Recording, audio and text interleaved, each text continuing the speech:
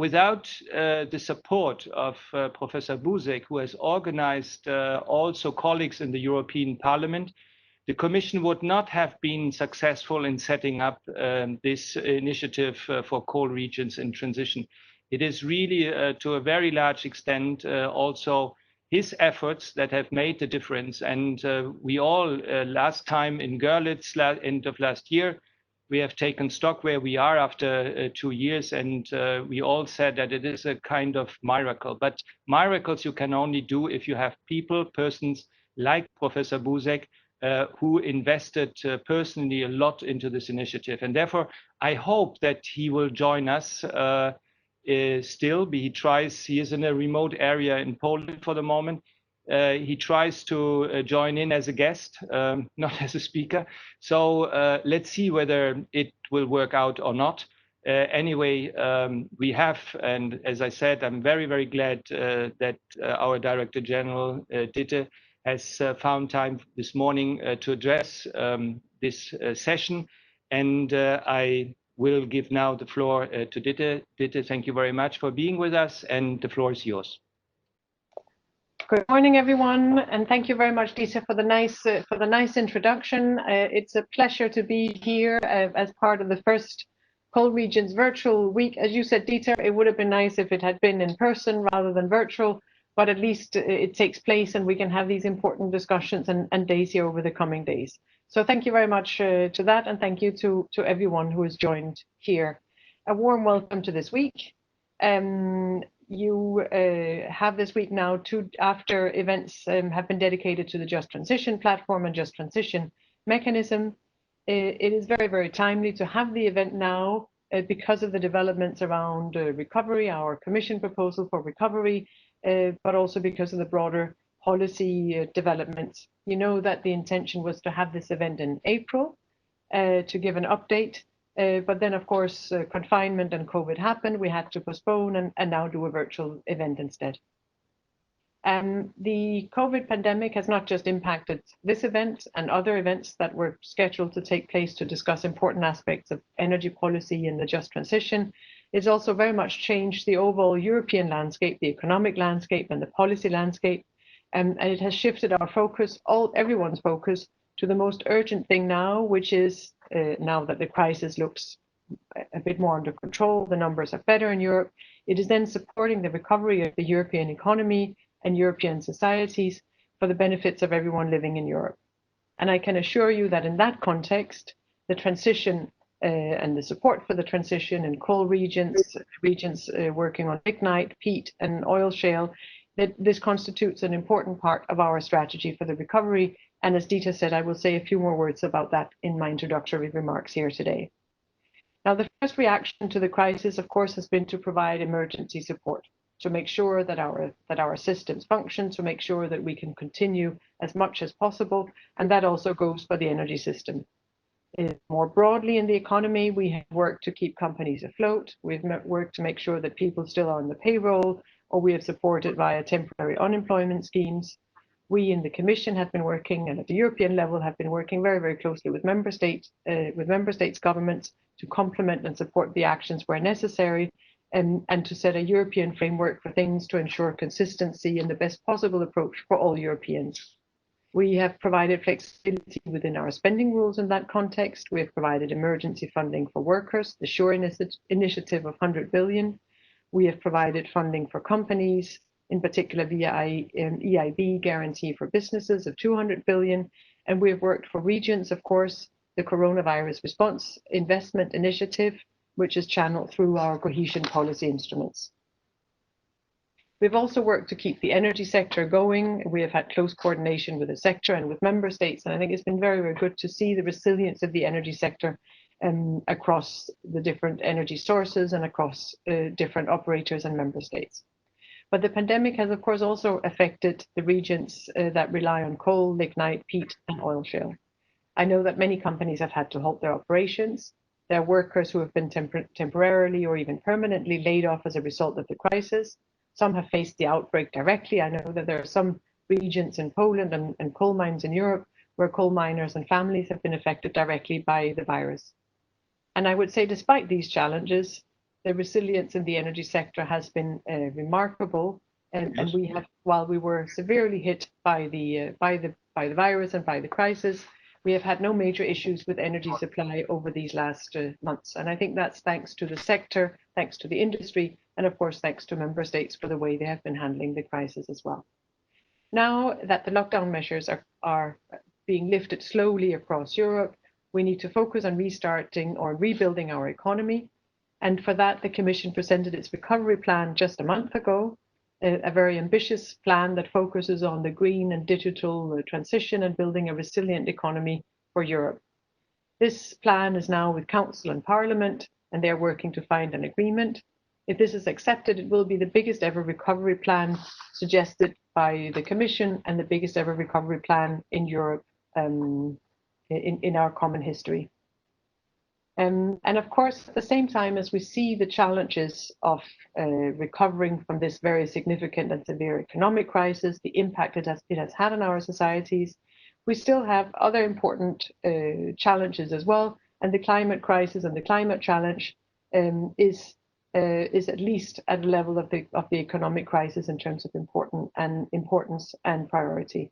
So we as a European Union and the European Commission, of course, remain committed to cutting our emissions significantly by 2030 and to becoming the first climate neutral region in the world by 2050, both because, as I said, the climate crisis remains with us and is more significant and has a potentially more significant impact on our societies than even this current deep economic crisis.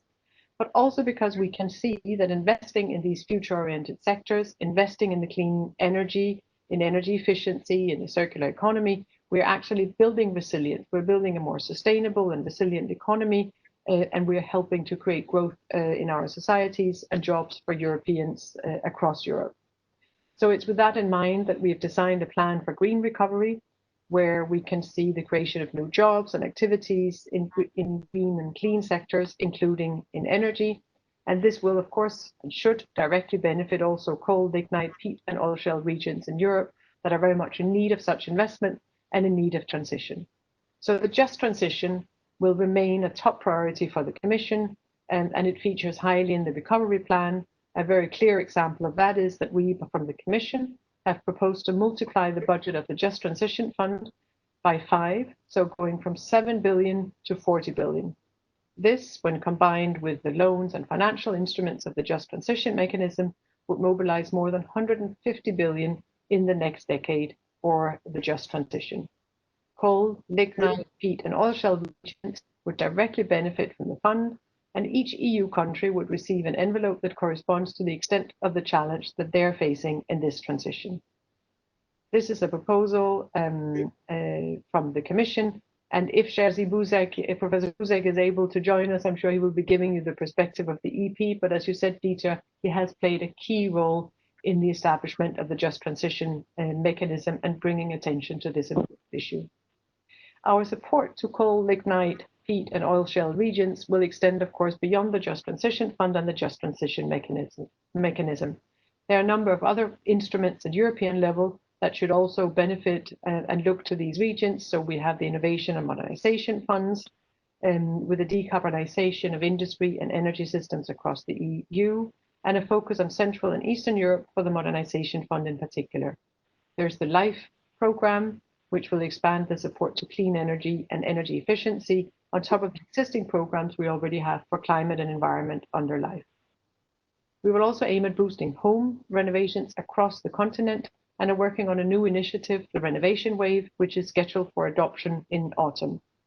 I think I would mention here the recent report from the International Energy Agency on the sustainable recovery and suggesting that the renovation sector, the energy efficiency in buildings, is the sector where you would create most jobs from your investment. For every million invested, you would create 15 jobs. So a really significant impact also on employment and growth opportunities in the regions and across Europe, because these jobs are very often local. So the Renovation Wave will hopefully help unlock those opportunities, both to bring more energy efficiency, to lower our energy consumption and greenhouse gas emissions, but also to help the recovery and give it a push with this initiative.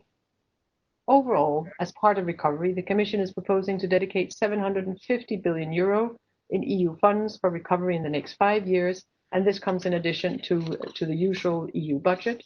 And we very much hope that Council and Parliament will find an agreement in the coming weeks so that support can be unlocked and we can start our work on recovery.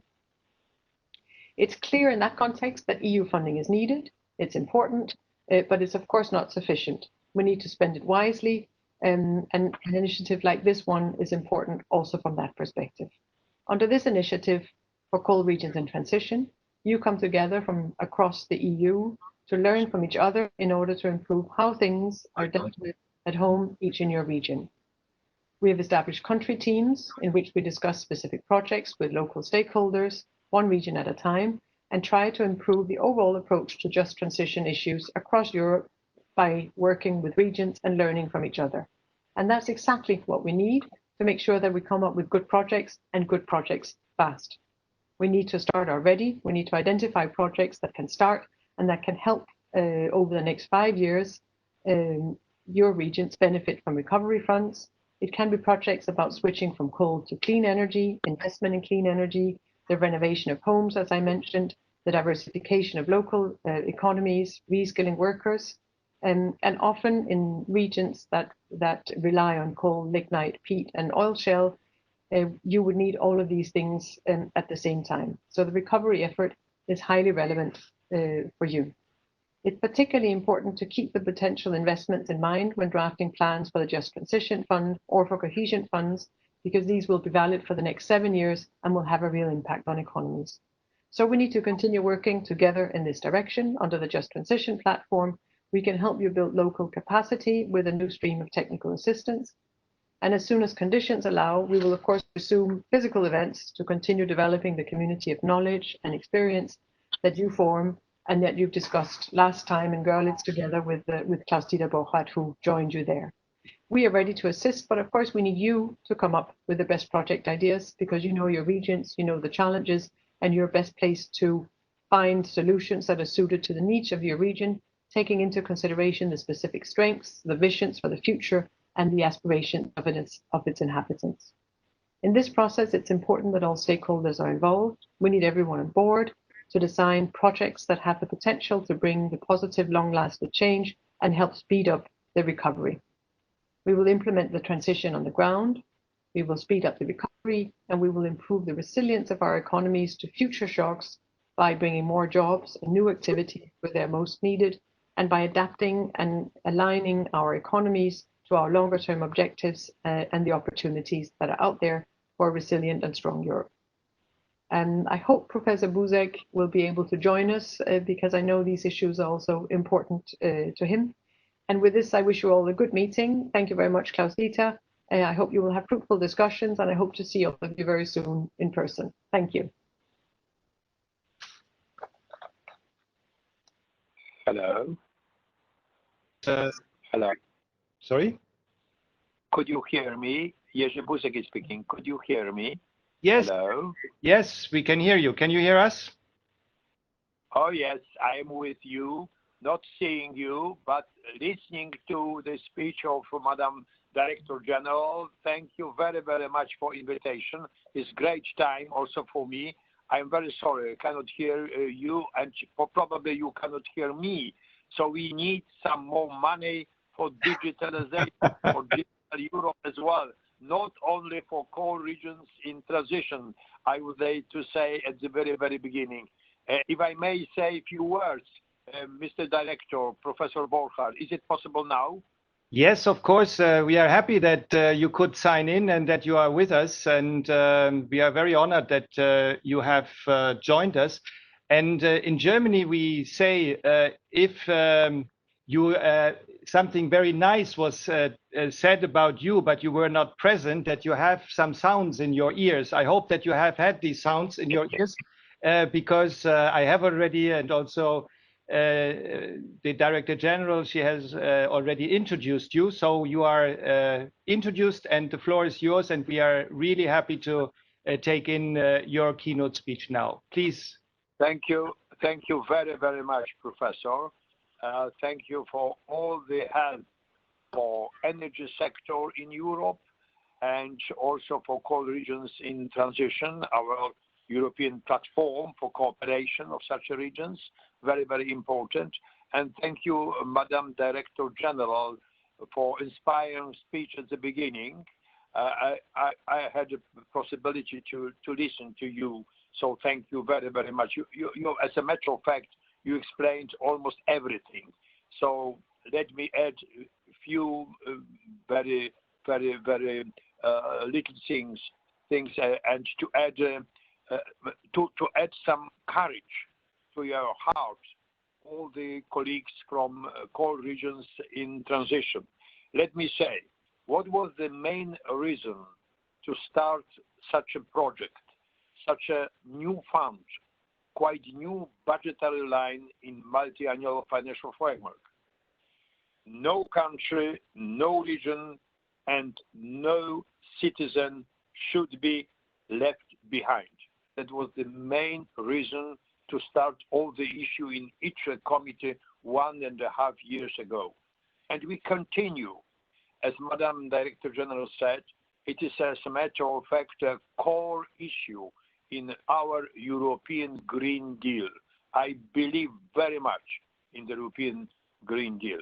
But if we want to achieve climate neutrality 2050, we should go forward almost immediately.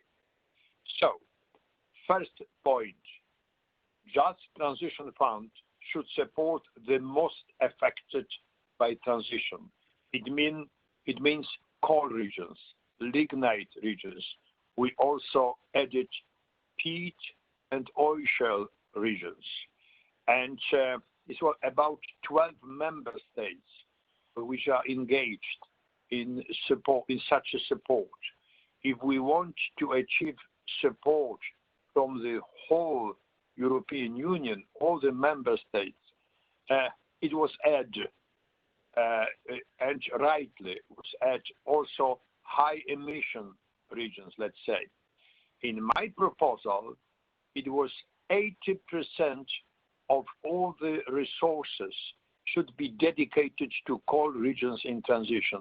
At the end, we've got huge majority, vast majority of money should go to coal regions in transition. I would like to underline such an issue.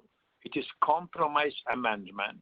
We voted for that in each committee 2 days ago. And we feel responsible as each committee for everything what is going on in energy sector. So all the European Parliament should treat very seriously compromise amendments from Industry, Research and Energy Committee, each committee.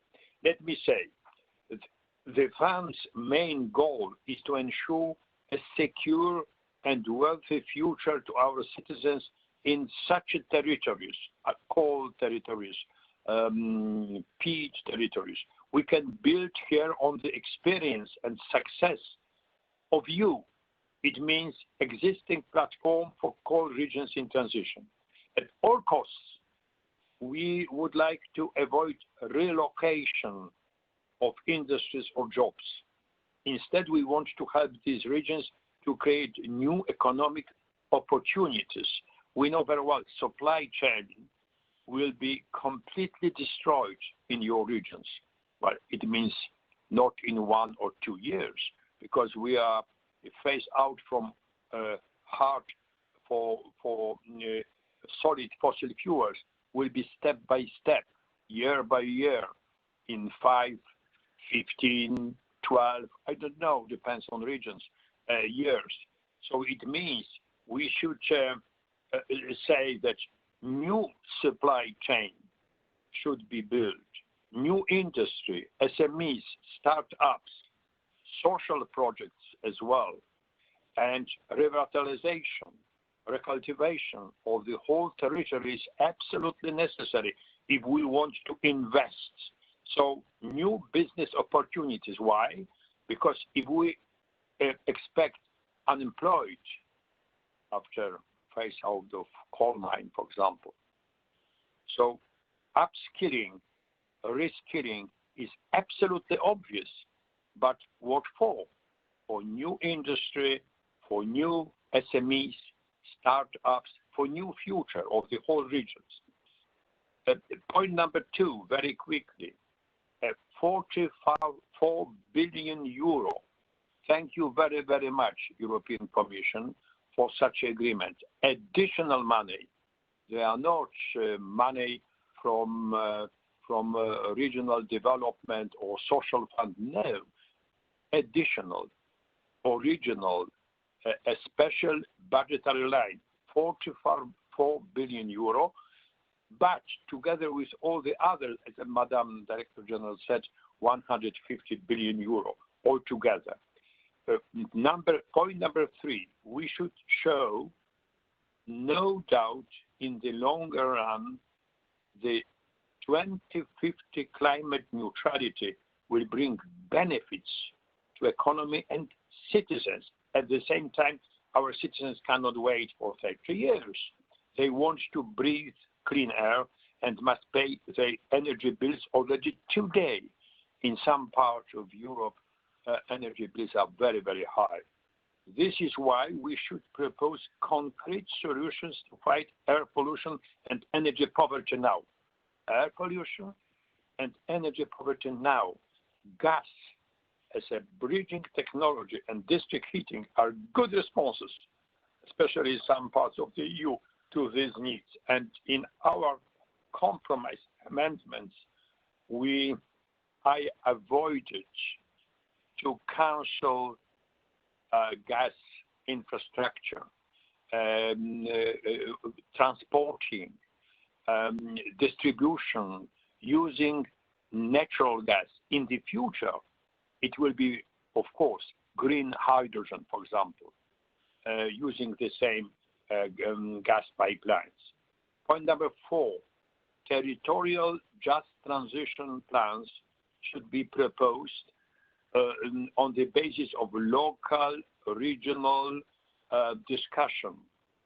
Industry, research community, NGOs, trade unions, very, very important. They should be involved. And up to 75% of projects costs should be financed from the EU resources, as we should expect of income crisis in the case of local and regional authorities in such regions. The point number 5, as far as long-term solutions are concerned, further investment in the renewables is our priority, as it not only helps to reach the climate targets, but also creates growth and jobs, including possibly in our coal regions. So renewables, renewables, and renewables. Also self-consumption. So to build all the devices for themselves, the prosumers concept. And last point, a wider framework of the just transition mechanism opens many opportunities to finance such investment. In this context, allowing synergies with other financial instruments and institutions, InvestEU program, European Investment Bank, is key. Dear friends, thank you very, very much. We count on you. We count on coal regions in transition, because we would like to help all the citizens in our European coal, lignite, peat, and oil shale regions. Thank you very, very much. All the best to you. For your inspiring introductory remarks. You have raised a number of issues that we will now further discuss in this morning's discussions. But let me say, you really set a perfect scene for these discussions, and thank you very much to both of you for these 2 keynotes. Let's move on then to our next program point here, and that is informing you of the latest developments. on the European stage. As I have already said, these developments were numerous, and of course we have not the time today to go into all detail, so we try to give you a comprehensive overview of what is currently on the plate here in Europe. We will divide our discussions in two parts. One part is an update on the policy developments, and that will also include an update on the work on the initiative for coal regions in transition itself. And we will also give you an overview of the future funding landscape at European level. You have heard already from Ms. Juul Jørgensen and Professor Buzek some of the elements. But I will not do this alone. I will be joined, and I'm happy to welcome also my colleagues Nicola de Michelis from DG Regio. Also, I would like to welcome Mikołaj Dovgielewicz from the European Investment Bank and Shalott Ruhe from the European Bank for Reconstructions and Development, better known, I think, as EBRD. Many thanks to all of you, and I will take you in a bit later. Let us start with the update of the EU policy context, and let me start with some general policy developments that you all know already, of course.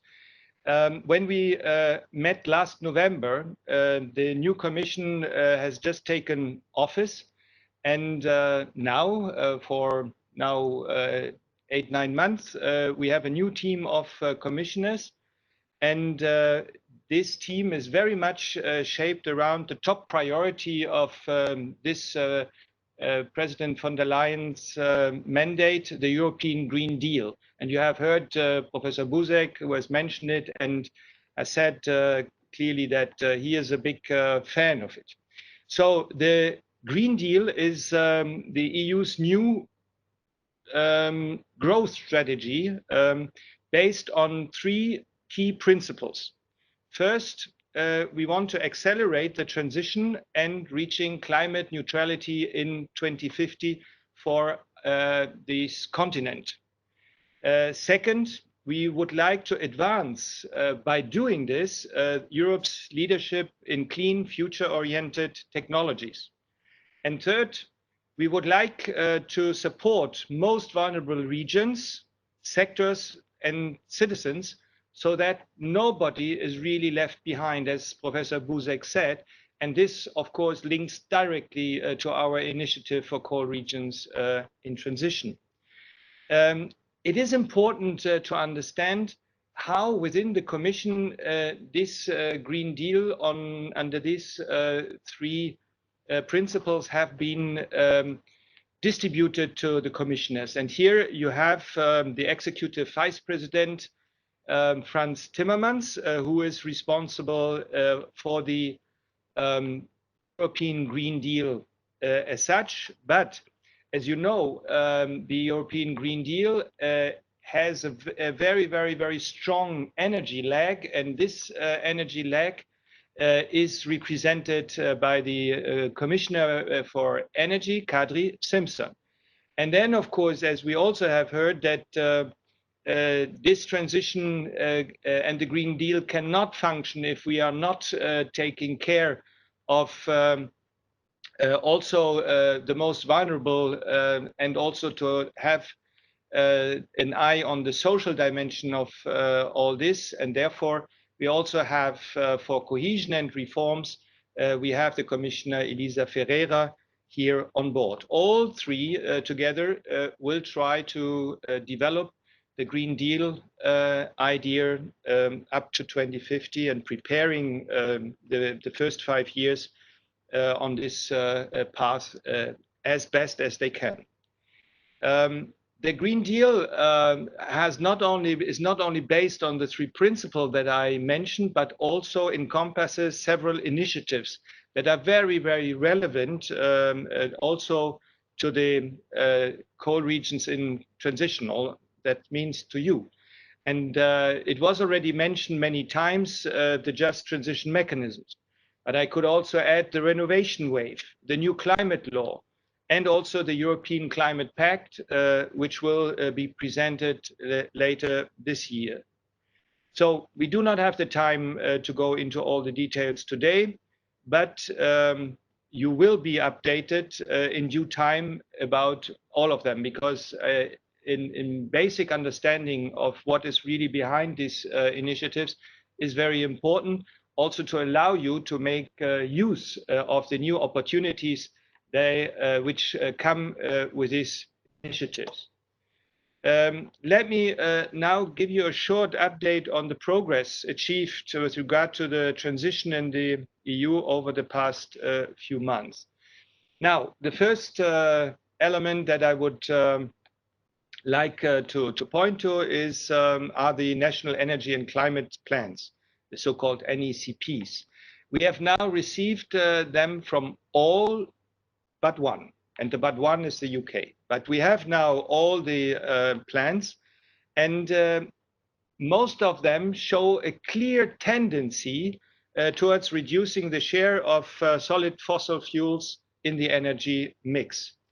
Some, of course, are more ambitious than others, and it is always the case. But in particular, when it comes to the phase out of coal, I would like particularly mention Slovakia, Greece, Hungary, and Spain, who are now really planning a rapid phase out for coal, with all coal power plants to cease operations before 2030, 2023 for Slovakia, and 2028 for Greece. The European Commission is now assessing the 27 plans individually and then also collectively, because you have to read some plans, especially in specific regions, all together. We will then issue recommendations in the coming months once all the plans have properly analyzed. Now also we have to see what will be the impact of the COVID-19 crisis on the transition.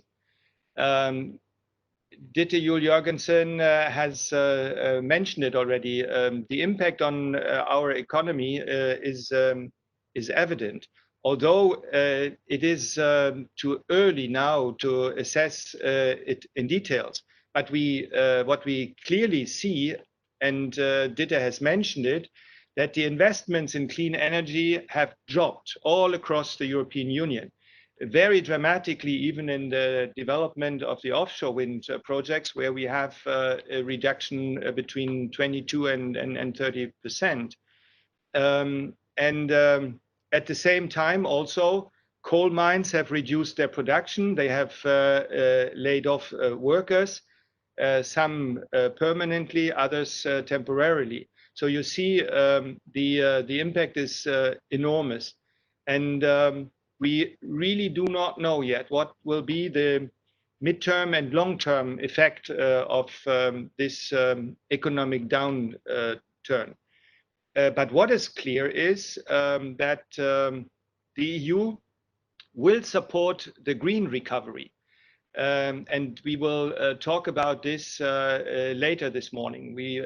And it was mentioned by Ditte that there are already the financial instruments proposed, which will help us to make a good recovery of our economy. And how can we use, by doing this, also our decarbonization strategy. Now, let me move on and to give you a short update on the progress that we have achieved under the Initiative for Coal Regions in Transition. I mean, there was a lockdown, yes. We all have been affected by this in a more severe or less severe way. But what we can say and what we have noticed is that despite the lockdown, the work on the transition has gone forward. We have welcomed some new members. We have from Poland Małopolska and Lubelski. And finally, as the last member state with coal regions in transition, Bulgaria has joined the initiative, what we of course very much welcome. And we will give the regions and member states the opportunity to introduce themselves in the next meeting. And as I have said, we all hope that this will be a meeting in person. We also have progressed on our support delivered through the Secretariat of the initiative, and I would also take this opportunity to thank all the colleagues working in the Secretariat. You are doing a great job, and without you, also in these difficult times, progress would not have been so evident. And they have organized webinars, and they published newly toolkits, and all this has led really to a very strong technical assistance that now has started its work in several regions. I will not go in details here because on Friday you will hear this in much more details by the horse's mouth, and that is the Secretariat itself. With regard to the regular meetings, I can say, as I said, we stand ready to resume them as soon as we can. We had to cancel our April meeting, as you know, and we have transformed it into this virtual week for coal regions. But we hope that we can still organize our second meeting in October, and this in person.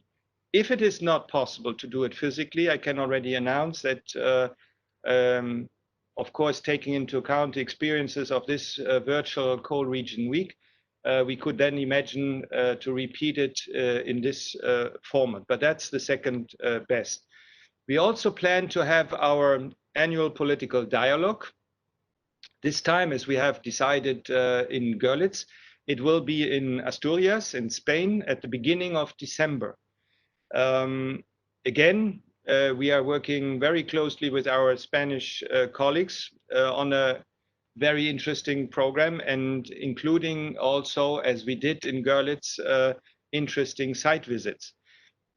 We really hope that the conditions will allow us to go ahead in December, and together with our Spanish colleagues, we will keep you informed about the development, but I'm sure that you will also get the informations about the future development of this virus over the next month. So, future of the initiative of coal regions in transition under the Just Transition platform. This is now something that is a bit new, because as you have noticed, at least those who have already participated in the launching of the Just Transition platform, they know it already.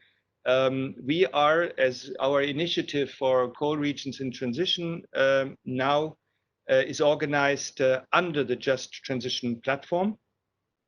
And this is already what we are doing here this week.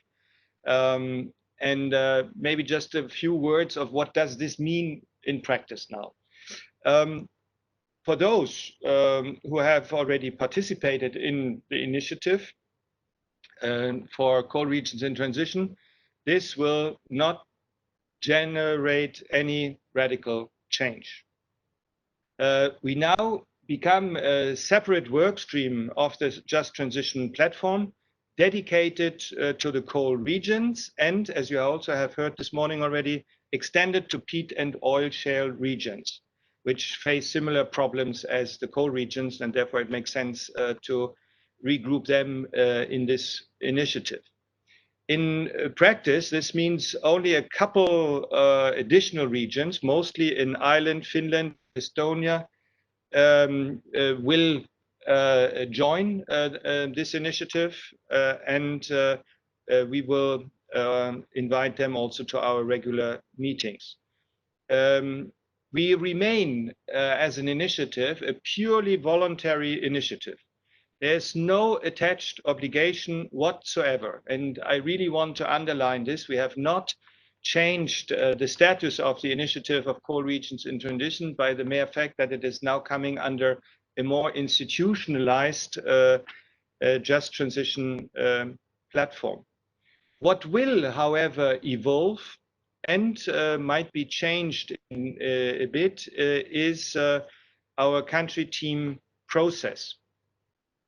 As you know, we developed this country team process a bit from nothing. And we thought that it was a good idea to bring colleagues who have a specific expertise in many of the areas which all come together when you are analyzing a coal region in transition, and to let them go into the region to discuss and to get first-hand information that would allow us to draw up a report about the situation, which differs, of course, from region to region, and here to develop together with the stakeholders very broadly consulted, and the local and regional authorities, the federal authorities, a strategy.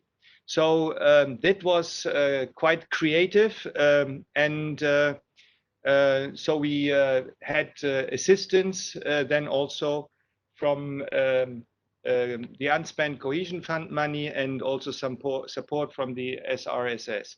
So that was a bit self-made, and altogether we worked it out, and I must say we can all be proud how it went, and also thanks to a lot of colleagues of the Commission who invested a lot of time and efforts to assist here.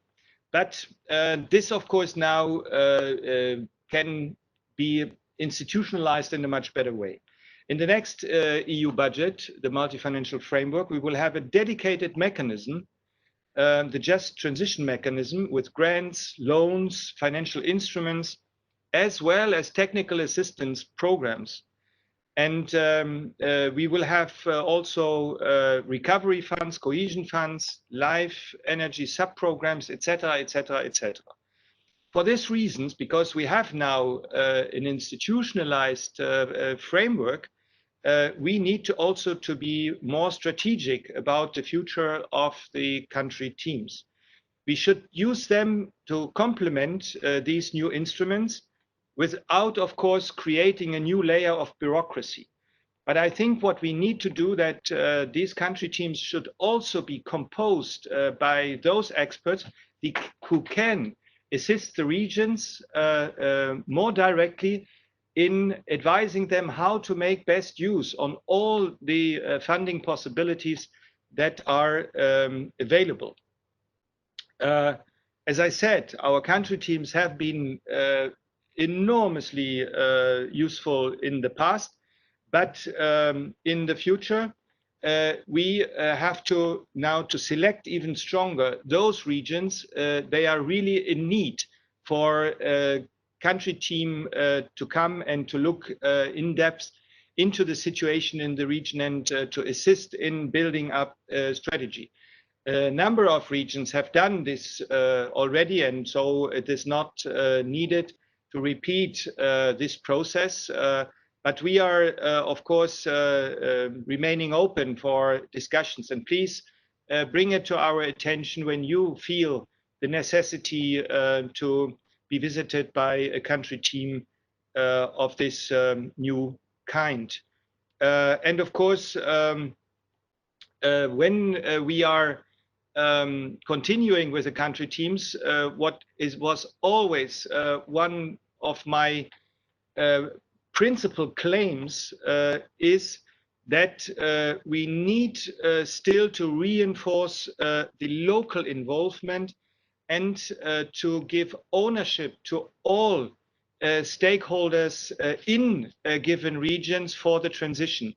I have heard about very, very good examples where it has worked very well, And this really confirms that what we are saying all the time, that without a proper and very strong stakeholder involvement of all relevant stakeholders in the region, from the political one to the social one, to the economical one, to the NGOs, to the academics, all this has to be brought together in order to have a common ownership of the transition process. Only then, in my view, you can make rapid progress, and also you will see that the work together on this big challenge will be much, much more successful.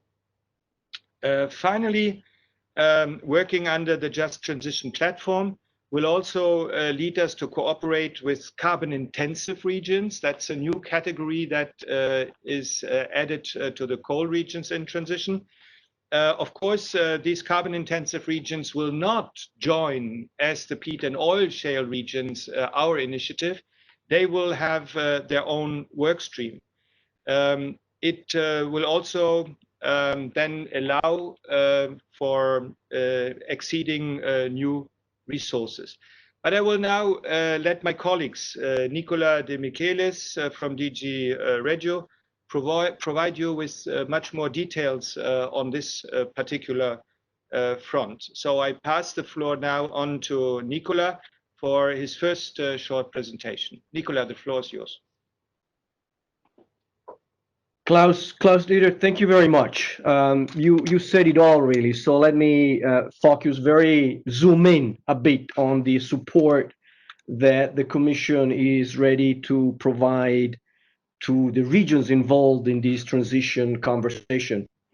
Clearly, the Green Deal and the Just Transition mechanism that these are at its core has established a broader vision of transition. You just said it, by extending the great work that has been done so far on the coal regions, on the fossil fuels dependent regions, also to those regions that have industries that are big emission of CO2.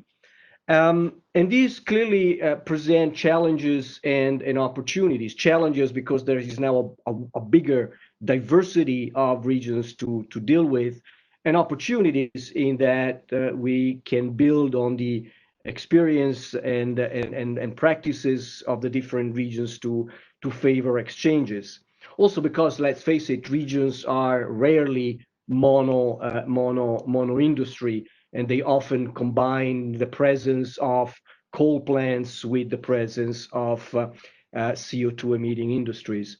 So this obviously has required the Commission to rethink a bit the support to provide for the implementation of the Just Transition mechanism. And that support essentially works around a triptych made of the platform, the one that was launched yesterday with the two strands that Klaus-Dieter mentioned, the technical support that is provided essentially through the Director General for Reforms to help regions to develop the plans that will then on which basis the Just Transition mechanism will operate. We will come back to it later on this morning. And finally, a third element, which is to help regions to construct the project pipeline that will be very necessary to absorb in an intelligent way resources that are available. Now, let me just focus very briefly on the platform, which in our view provide a coherent framework that delivers an integrated technical and advisory support to the regions. It provides a single online access point and supported by a help desk to allow you to access all the relevant information, funding opportunities, relevant regulatory updates, and sector-specific initiatives. It will provide later on this year a project and expert database that will be accessible and useful for you to access the resources that you need.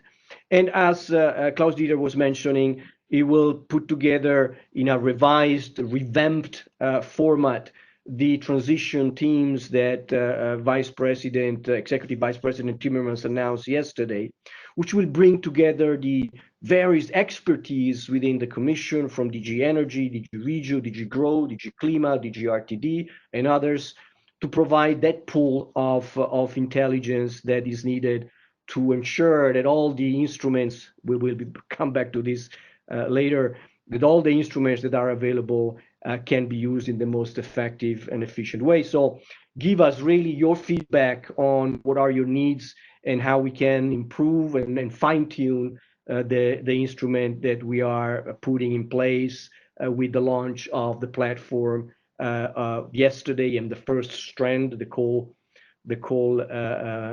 transition regions platform of today, so that we can improve our services to you. Thank you, Klaus. Nicola, thank you. And let's have a short break and make a quick poll to get your feedback on this first element. So you can answer the poll on the right panel of your screen, and the questions will appear one below the other. So you will have to scroll down to see the second questions. You have 2 minutes to answer. So now you see the polling questions. I see Nicola in full screen, but I hope you see the questions. Yes, I see them here now. Which new EU initiatives, instruments would you like to be informed about in future events? And then you have A to E, and then submit.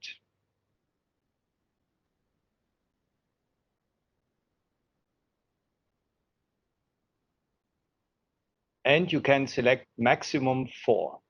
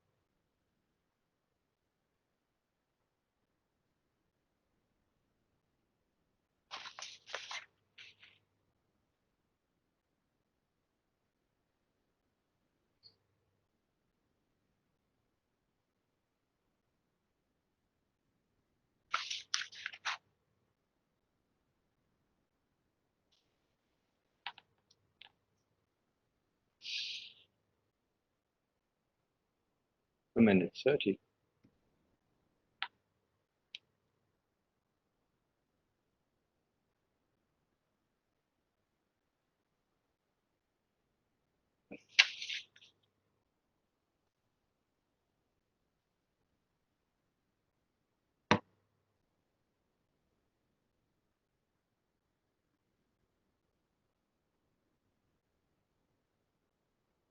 So time is over.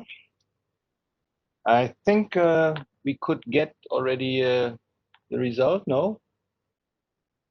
We will, of course, look at it after this session, and of course also consider the answer when designing our future. So it's very, very clear. F, just transition mechanism, comes first. Then we have the recovery plan. Oh, we have a lot of no answers. New industrial strategy, new hydrogen strategy, LIFE, European Climate Law, European Climate Pact, assessment of the NECPs, renovation wave. So, but clearly, this is the just transition mechanism, recovery plan, and followed by no answer. Okay, thank you very much. Then the second was, what has been the impact? I think I have to scroll it down. I don't see it here.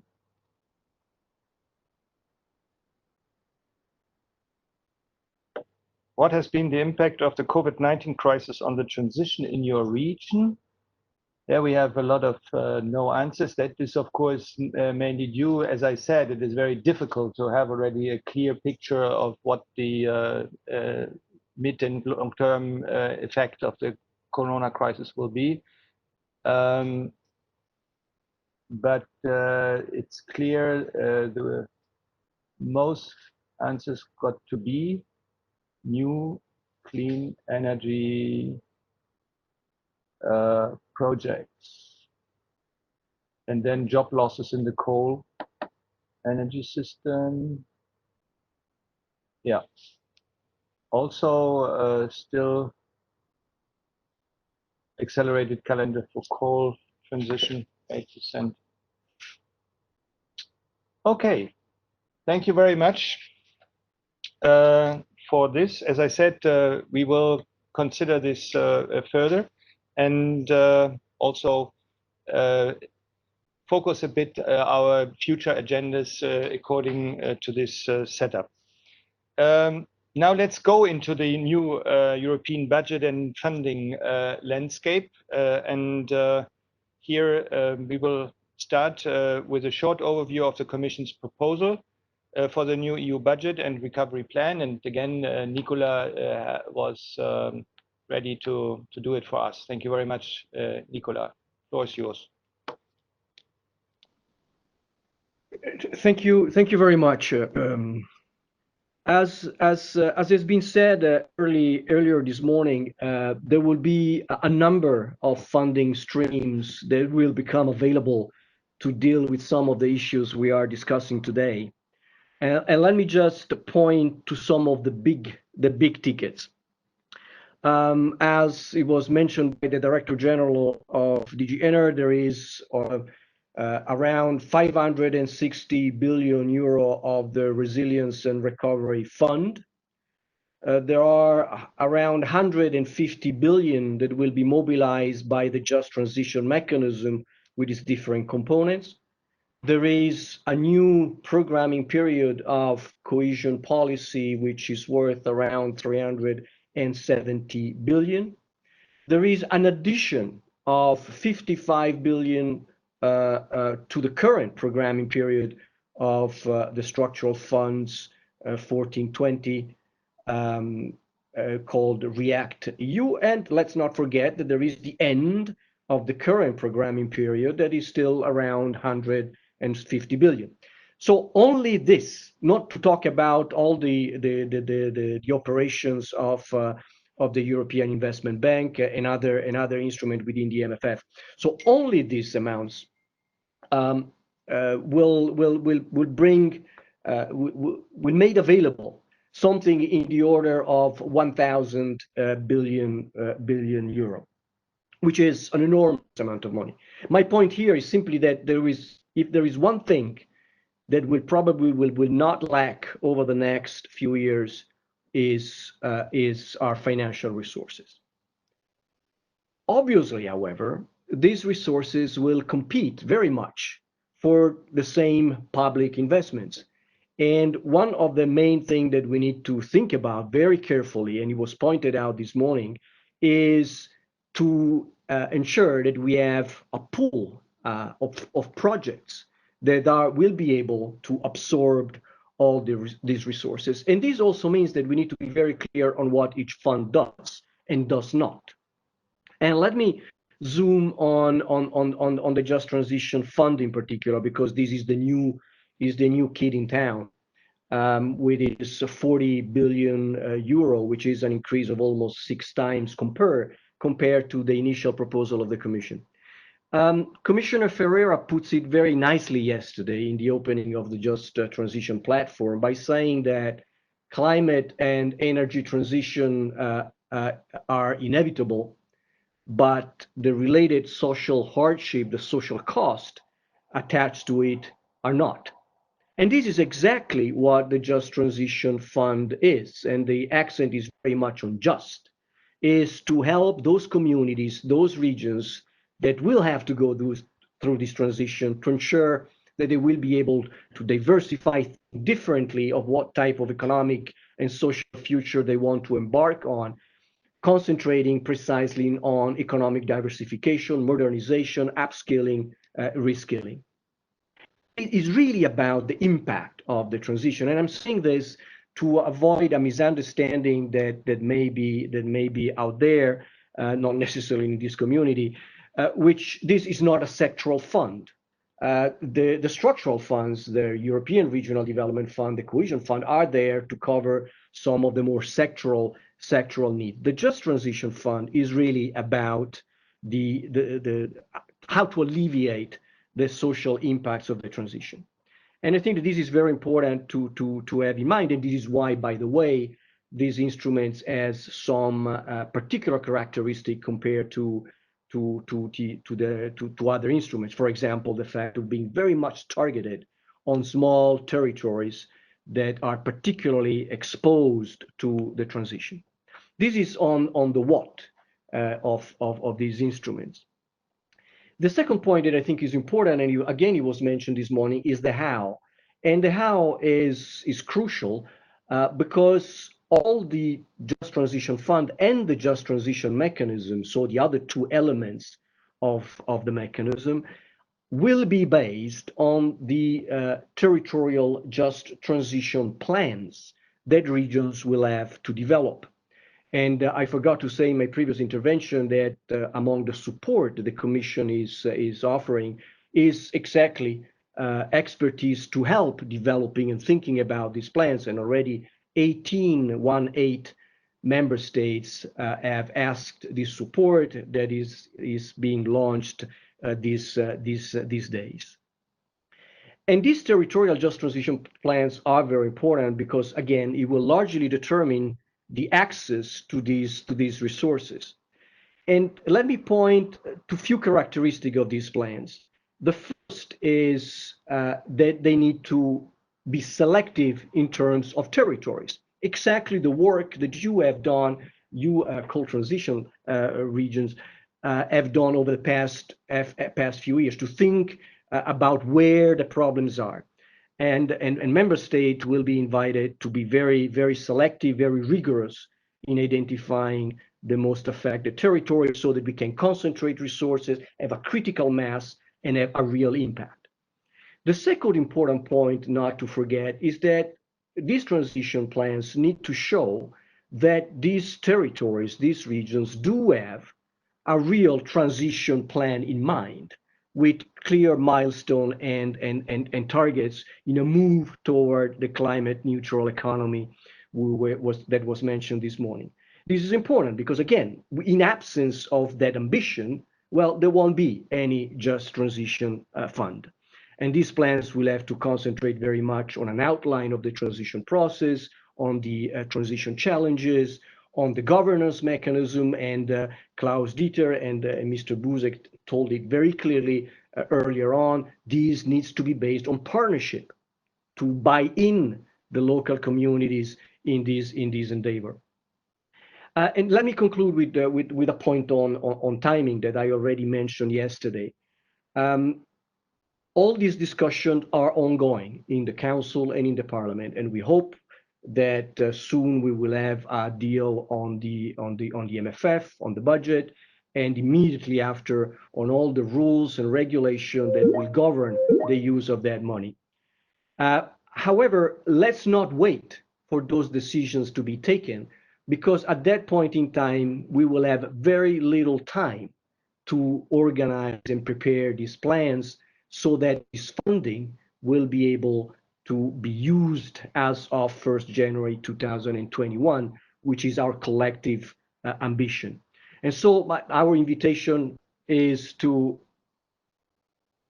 is very much to engage right now in this conversation, using the platform, using the discussion that you're having, using the possibilities that the Commission put at your disposal, so that by the autumn we'll be all have clear ideas on where we're going, where we're heading, and how the resources could be spent effectively. Thank you very much. I will stop here for the moment.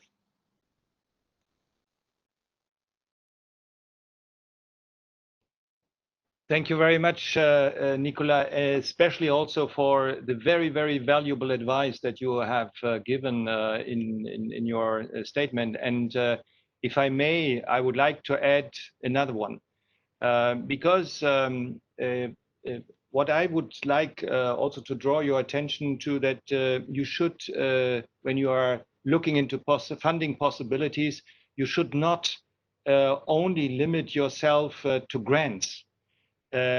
Public subsidies are limited, as you know, and should be used only there where there is no better way. But we know that many of the projects you will come up with, they are actually profitable or at least investable. And financial institutions are more and more aware of the just transition, and they are not only aware of these issues, they are even willing to support such projects, and therefore also think of this possibility, and not straight go into grants, but it can also be that you will be helped and assisted by the financial institutions. And that is why I'm very happy now to welcome also in our round here two representatives from financial institutions, the Ebrd and the European Investment Bank. And I would like to start with Mikołaj Dovgilevski, sorry for my pronunciation, from the EIB for a presentation that will show how the European Investment Bank will deal with the just transition. Mikołaj, the floor is yours.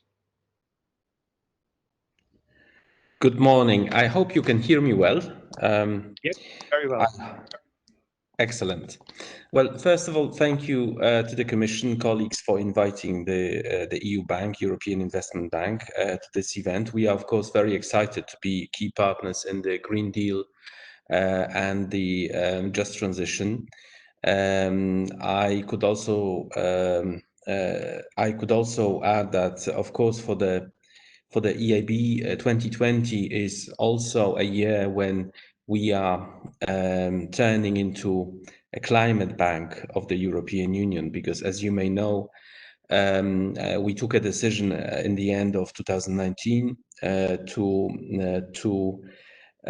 take special steps to step up our action in climate lending, and we are now currently discussing with stakeholders, with everybody who wants to contribute, how this climate bank roadmap should look like. This public consultation, stakeholder consultation, is still open until the 9th of July.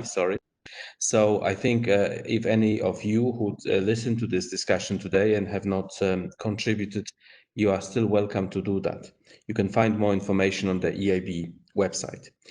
I will talk, my short presentation today is essentially about two elements. First one is about what we are planning within this climate bank roadmap for the EIB offer, but also, and that's specifically in the context of the just transition. And then the second element is related to the partnership between the Commission and the EIB on the just transition and the three pillars of the just transition mechanism. And I just want to briefly mention that what it may entail. So what we agreed in the end of 2019 was that we would aim to support over 1 trillion euro of investments in climate action and environmental sustainability between 2021 and 2030, that we would raise the share of our funding for our financing for the climate action and environmental sustainability up to 50% of our business between now and 2025. And that we would align all our financing operations activities to the principles of the Paris Agreement by the end of this year. And of course, as I mentioned, just transition is a very important part of what the EIB will be doing, because obviously we want to serve in the best possible way all the 27 members of the European Union. I think what is especially important to mention is that, of course, energy transition will be an essential element, cornerstone in managing the transition. Our main priorities in our energy lending policy will be to invest in unlocking energy efficiency, energy saving, then decarbonizing energy supply, supporting innovative technologies and new types of energy infrastructure, and securing the enabling infrastructure. As you probably have heard, because this has been quite an important decision, we have decided also to phase out unabated fossil fuels financing by 2021. However, and this is important, we will continue to support heat production from renewable resources, efficient gas-fired small boilers applicable to buildings and SMEs. We will still also support power projects which would result in a very restricted, which would respect a very restrictive emission standard of 250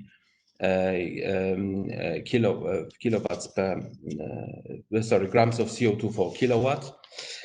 Then we will continue to invest in production and storage of liquid and solid energy carriers from low carbon energy sources. And we will continue, of course, to support critical raw materials needed for low carbon technologies in the European Union. We are not going to stop our support to the gas industry, but we want to support transition of that industry. So notably the transition to low carbon gas and in particular hydrogen.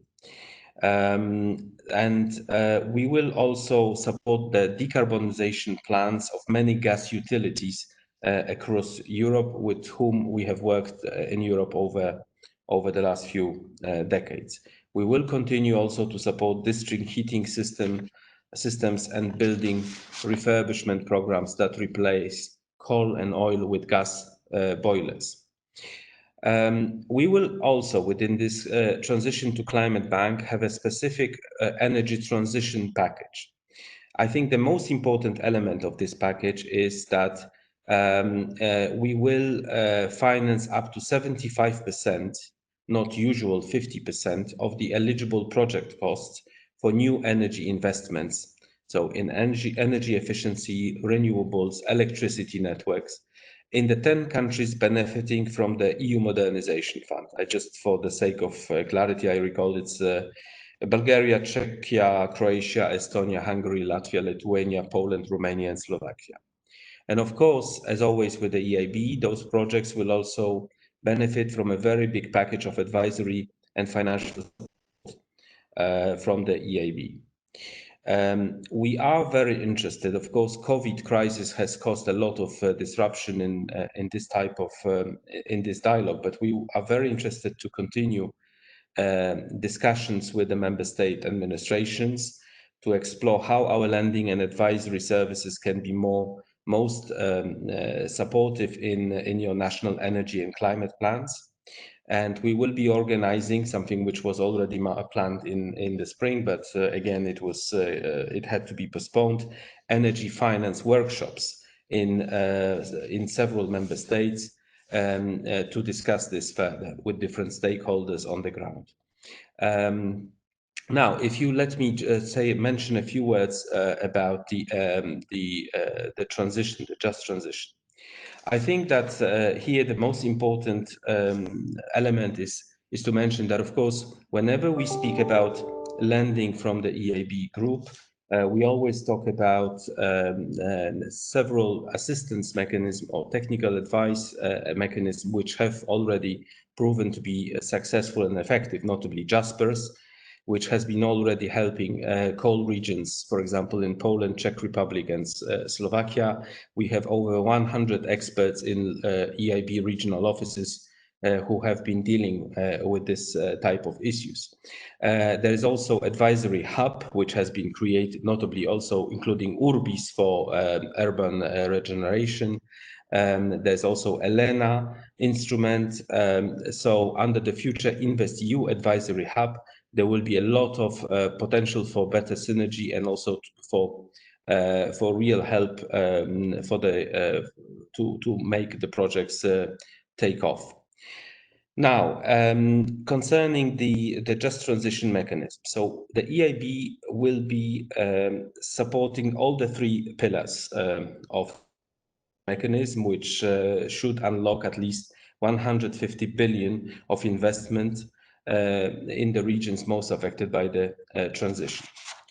In Pillar 1, which is the Just Transition Fund, we will be supporting the national co-financing obligation through already existing structural program loan offer.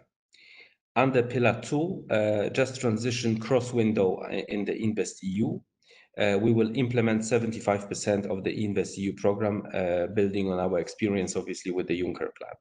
Pillar 3, Public Sector Loan Facility. Here, the public sector counterparts obtaining an EIB loan for investment projects, which would be addressing the transition challenges, may obtain an EU investment grant of up to 20% of the EIB loan amount under certain conditions. I mentioned already the Jaspers and advisory, but as I said, this is a very important part of the offer.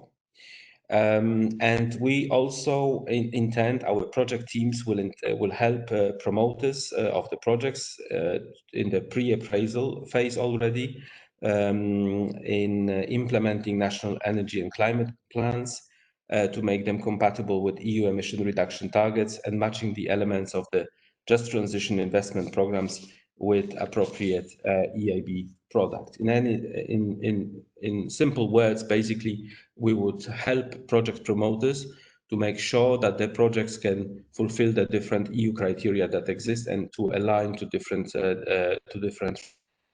exist, either stemming from the EU policy or from the EIB policies. And specifically on the public sector loan facility, so the pillar 3 of the Just Transition mechanism, I want to say that of course what we will offer will come on top of what we already do in these regions. All sectors contributing to transition in those regions, which will focus on such areas as energy efficiency, district heating, energy and transport infrastructure, but also social infrastructure and other sectors in support of the economic transition. All those sectors will be eligible. So it's not just climate, but in fact, a broad range or broad spectrum of projects which would aim at neutralizing social impacts of the energy transition. We will, of course, not decide on the grant element. This will be done by the Commission, but I think that all those elements, of course, have to work smoothly to be able to deliver quickly. And let's hope the MFF process will be brought to a close relatively soon, and we can already have political agreement in July and perhaps finalize the legislation as early as possible in the autumn. Thank you so much.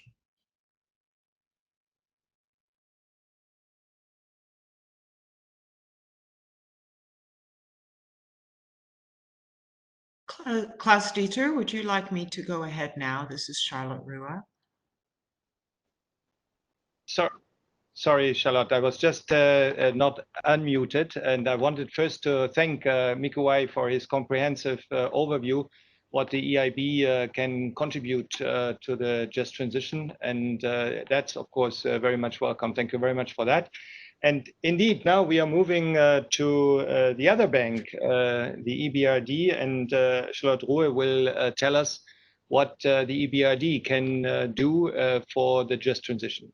Charlotte, please. Thank you very much. Thank you for having us here today. It's a real pleasure to join this important discussion. Transitioning to a low carbon economy is going to require rapid movement away from fossil fuels. The swift change at speed and scale to create will create new economic opportunities, but as we are discussing, there will be stranded assets, there will be displaced jobs, and livelihoods will be threatened. These transition risks are particularly urgent for the coal, peat, and oil shale reliant regions in the European Union, given the climate commitments, but also deteriorating competitive conditions for some of these traditional sectors. At the EBRD, we know this challenge well, given the high carbon intensity of our countries of operation. Aside from Southern and Eastern European countries where we are present, we also are investing in the Western Balkans, Ukraine, the fossil fuel rich countries of Central Asia and Turkey, to cite some examples. A quarter of EBRD's region's electricity is supplied by 240 coal-fired power plants. More than 400 coal mines supply these plants. While some mines are nearly depleted, in many others, significant coal reserves remain. Approximately 1.1 million jobs and livelihoods are directly or indirectly linked to these coal activities, and in some Central Asian countries, the sale of fossil fuels makes up over 50% of the total exports and are a major contributor to the fiscal revenues of those countries. At the EBRD, we recognize that transitioning away from coal, peat, and oil shale will affect the economy and the livelihoods of many people. And as such, we think the just transition is really critical. It should aim to ensure the benefits of the green economy are shared while protecting vulnerable countries, regions, and people from falling behind.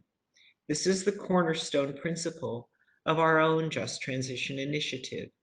We commend the EU colleagues for not only launching the Just Transition mechanism, but scaling it up as a result of the post-COVID recovery plans. We acknowledge the scale of these challenges internally. We're very keen to work on addressing them with the EU under the 3 pillars of the Just Transition mechanism, and also very much through InvestEU, where we will be a participant in the 25% of that funding, which is available for institutions other than the EIB. EBRD is well placed to act on this issue with 3 decades of experience in facilitating transition towards sustainable market economies through our private sector-oriented business model. Our knowledge of funding the green economy and experience in building skills through economic inclusion makes us well positioned to deliver. Since 2006, our cumulative green finance has reached 34 billion euros. The bank has also financed over 100 inclusion projects worth 7 billion euros. Our Just Transition response is structured around 3 priority themes: the green economy transition, working with clients to convert high carbon assets to low carbon ones; supporting workers through promoting access to high quality employment as part of our investments, with a focus on those livelihoods affected by the transition process; and regional economic development, with investments which can support private sector activity in other sectors in vulnerable regions. The EBRD will proactively identify investment and policy activities that can accelerate a just transition across these 3 themes. To date, we have extensively financed renewable energy projects in Central and Eastern Europe that displace coal, peat oil, and other fossil fuels. We have an extensive track record in energy efficiency investments in large carbon-intensive corporates that produce chemicals, plastic, steel, etc. I would like to bring to your attention a few examples from Poland. We've recently invested 90 million to repurpose the former site of an aluminium facility to produce batteries for electric vehicles. And we've invested 125 million for the construction of production units for a chemical facility producing polypropylene and propylene in Poland with clean energy. On the policy side, we have supported national authorities in developing renewable energy legislation. And I have to say, I'm most proud of the fact that we helped Kosovo to put in place a PPA, enabling it to bring online 2 wind power plants that now provide 10% of that country's electricity needs. And you know, Kosovo is highly coal dependent. So this is really important. In addition to investments, we will also pilot strategic support for a small number of national and regional authorities across our countries of operation. In the EU member states, of course, we will rely on the territorial just transition plans for guidance. Outside, we will conduct pilot just transition diagnostics in a select number of countries to assess regional transition challenges and opportunities. Given our geographical coverage and transition expertise, we see a strong role for EBRD in supporting the external dimension of the just transition mechanism in the EU neighborhood. As an example, we're working to support our colleagues from the Commission, the World Bank, and the Energy Community Secretariat to set up a just transition platform for Ukraine and the Western Balkans countries. In Ukraine, we are also working with the government on updating its nationally determined contribution. The Western Balkans are a priority region for the EBRD Just Transition Initiative due to the high reliance on coal. We estimate that around 39,000 people are employed directly in coal power plants and mines in the region, with approximately the same number employed in supply chains. We've already started preliminary discussions with local authorities in the region. For example, we have a just transition engagement in North Macedonia in relation to the projected closure of the Oslome power plant and lignite mine, which employ 1,000 people directly. We're looking forward to work with our colleagues within and outside the European Union on supporting the just transition in coal, peat, and the oil shale regions. So I'd like to thank you very much for inviting me today. I'm afraid that as we're running a bit behind schedule, I will have to leave you soon, but I also wanted to mention that a couple of my colleagues from the bank, Russell Bishop and Anna Chimalevska, are remaining and would be able, with the moderator's support, potentially to answer questions, or we can take note and respond in writing at a future point. Thank you so much.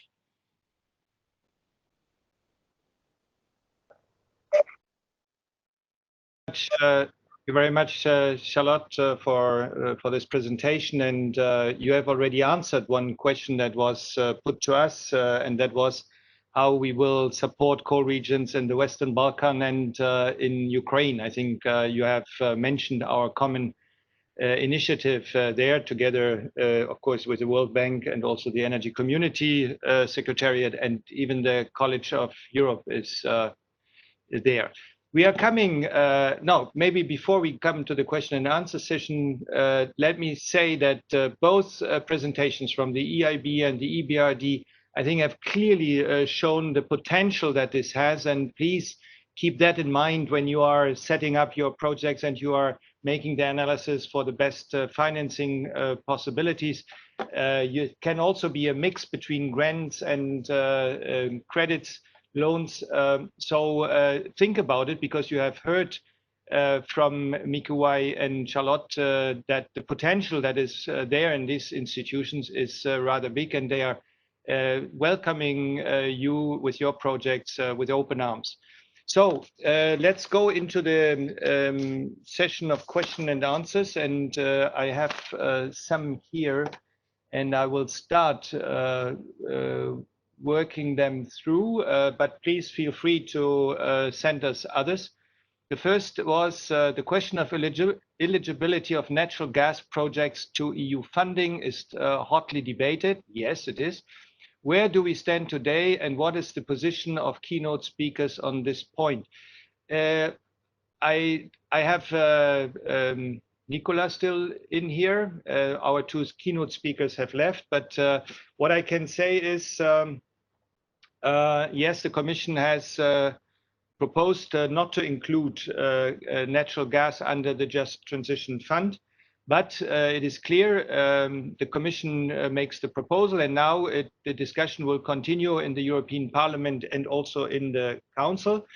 And there, the question will be still be debated whether to leave a small window of eligibility for gas under the cohesion funds. That will only the future show how these discussions in the Council and in the Parliament will go.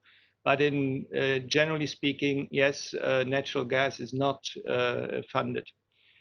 That is the first question. Then we have another one.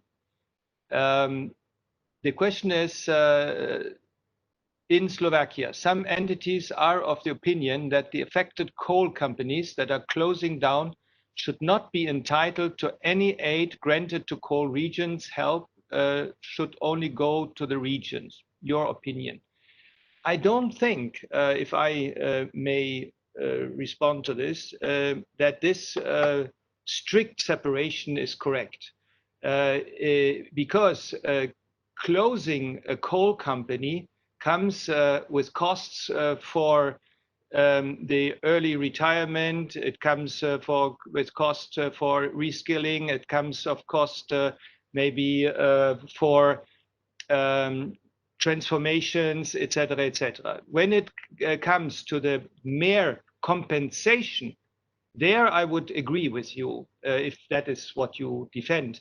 That a compensation, an economic compensation, maybe this power plant has long-term contracts, etc., which will be shortened. There will be an economic loss in the calculation, which has to be compensated for.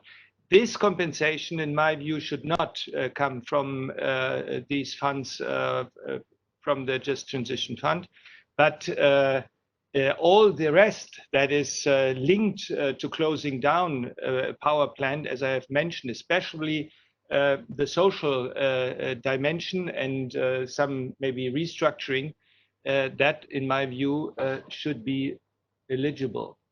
Then we have another one. Local ownership is crucial. How about local absorption capacity of funding and local capacity to project develop and project manage transition projects? I see a big question mark there. I don't know what that means, this question mark. I would definitely say that wherever possible, local absorption capacity of funding would be very much welcomed. I would not go as far as saying there must be an introduction of a kind of local content that X% of the funding should be spent locally. It very much depends, but wherever local absorption capacity of this funding is there, and this capacity can be used in order to accelerate, in order to develop certain ideas in that region. What I have seen, for instance, in some regions that I have visited, there were these kind of local capacities. And this is, in my view, the first thing that I have to analyze to make use of these capacities, because that would also broaden the economic value of the transition, because that's what we want. We do not want just to close and to give social aid for those that are in need. We want to replace, we want to develop a new economic life in these regions, and therefore to use local capacities. That, in my view, is absolutely vital. Then, what is the scope of the transition platform? scope. Could you please clarify what you mean by this scope? Because I do not know exactly what this refers to. But in the meantime, I have a question here written, and that is a very specific one. Why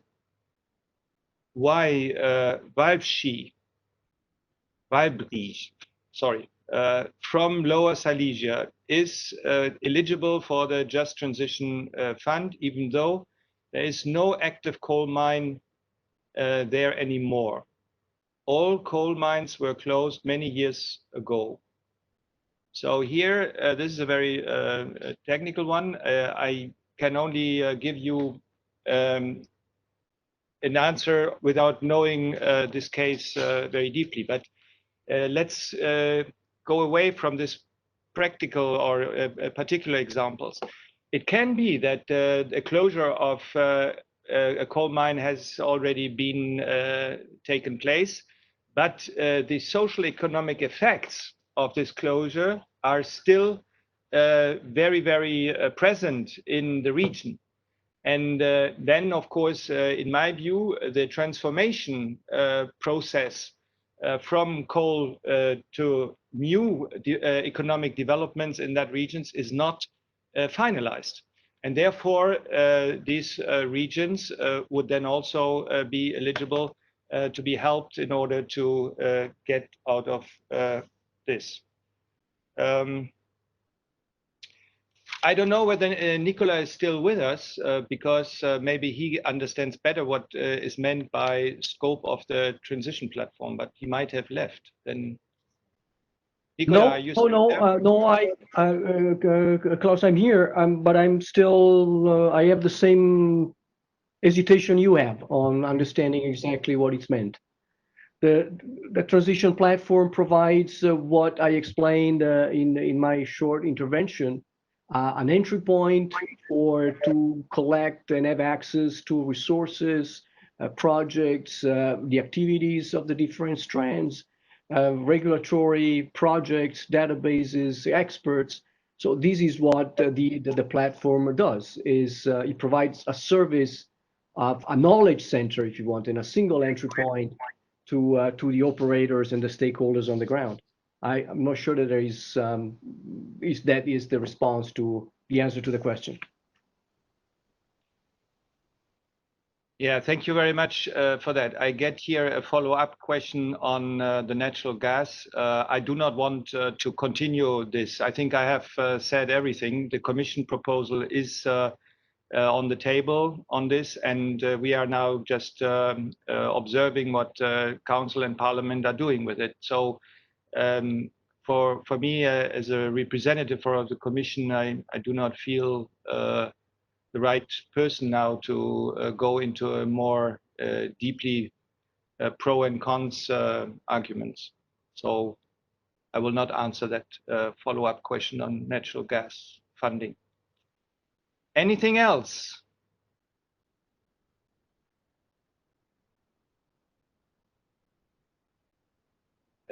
Is there something that my colleagues who have helped me to go through this morning session want to add or want to say before I close? That seems not to be the case. Then let me really warm-heartedly thank still our two keynote speakers this morning, Professor Buzek and Director General Ditte Juul-Jørgensen, but also my panelists, Nicola, Mikołaj, and Shalott. I think it was very interesting what they have brought to our session here today. And, I count on their efforts and also participation in future meetings, because what they were raising in their presentation is something very, very crucial for the development of the coal regions, and therefore we really need their expertise also in helping us to structure the access to funding, be it public funding or through the financial institution. But I would also like to thank all of you, the participants. This is a virtual session, and it is certainly not the same as if we were sitting in the same room and we could chat here and there, and also in the margin of a meeting, which is always with these video conferences really, really missing that the personal contact, which is also with regard to our initiative, Coal Regions in Transition, so important. Therefore, I hope that you have adopted now this concept for this week, a virtual week for the initiative Coal Regions in Transition. And I would like to invite you also to be there tomorrow and on Friday, where tomorrow, Thursday, we will focus on clean energy potential for coal regions. And on Friday, when our secretariat will give you an update, as I have mentioned this morning, of their activities and also the progress that they have achieved. Now, finally, I end with what I have said at the beginning. Of course, we all, I think, hope that we can meet again next time in person. As I said, we are planning another meeting of the initiative Coal Regions in Transition in October. And I really, really hope that this will be in person. But let me add one thing before I give the final word to my dear friend, Professor Buzek. Let me find my remarks end with one information, and that is when we are looking to October meetings, be it virtual, hopefully personal, it will be without me. Because in September, I will reach the retirement age for the Commission, and I will leave the Commission at the 1st of October this year. That does not mean that I leave everything, because, this initiative, Coal Regions in Transition, was and will be always very, very close to my heart.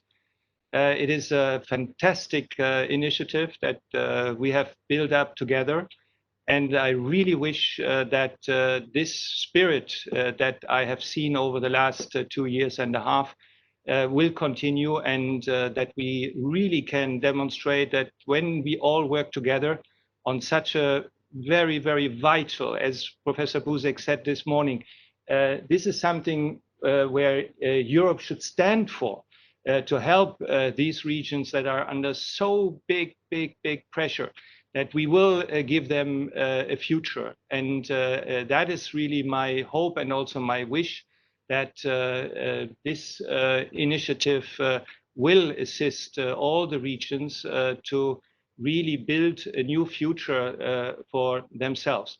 And then, of course, there is life after being for 33 years member of the Commission staff. So I will not retire from work. I intend to do something. I will see what it will be. But I do not even exclude that my future activities might here and there also cross the lines of the borders of the coal regions. So from my side, a big thank to all of you who have been so instrumental to make this initiative of Coal Regions in Transition such a success that at the beginning, I think not many have thought to be possible. Hello. Now I would like to give the floor for the final word to my dear friend, Professor Buzek. Please. Okay, thank you very, very much. It was something not working very well in our connection, but I would like to thank you, Professor Borchardt. It was excellent meeting for me, and I was listening to all the speeches.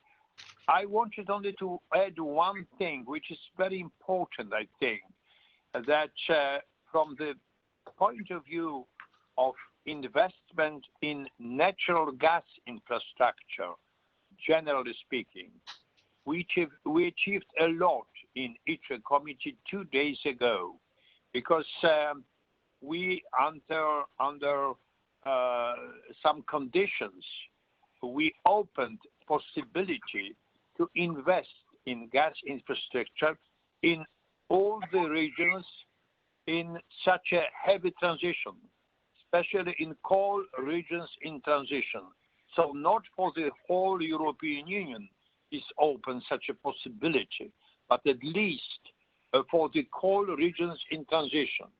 And now, fighting air pollution, smog, energy exclusion, all of this requires us to remain with natural gas for the next 15, 20, not more than 25 years. And in the future, to use the infrastructure for biogas, for hydrogen, and so on, so on. We are not going to be able to face the problem, particularly in the coal mining regions. They must transfer slowly to the new reality. But what is very important is that while we try to defend the poorest and defend our health, because smog has killed more people so far than coronavirus, we should remember about that. We must leave a window open to pursue projects based on natural gas. Those are the most relevant things. And at least for coal regions in transition is absolutely necessary for next years. So thank you very, very much once again. You are fantastic in coal regions in transition, because you face a very difficult period. But I'm sure we can win together, and we can be very, very successful also from the point of view of citizens in such regions, because they are the most important for us, and support for the EU integration in general at the end of our transition period. All the best to you. Thank you very much, the Director Borchardt. All the best to you. Thank you very much, Professor Buzek, and I could not agree more. If there is a reason to continue funding of infrastructure, it is gas infrastructure in coal regions, because I agree with you that not in all regions you can make the switch from coal to renewable sources. In many regions, especially those who have still a big share of coal in the mix, they might need to go an intermediate step with natural gas, and that should be supported, because natural gas is definitely much, much better also in terms of combating air pollution.